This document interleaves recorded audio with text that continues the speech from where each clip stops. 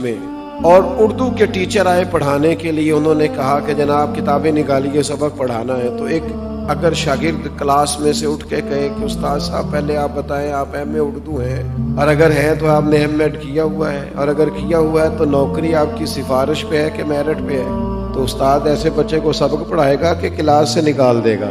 अगर तू निकल, तेरा क्या काम है, तू पढ़।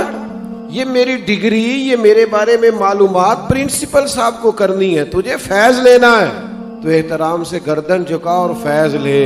हमने सहाबा और अहले बैत से फैज लेना है, हमने उनसे वो फयूज़ो बरकत लेने हैं जो उन्होंने डायरेक्ट मदीने वाले महबूब से हासिल किए।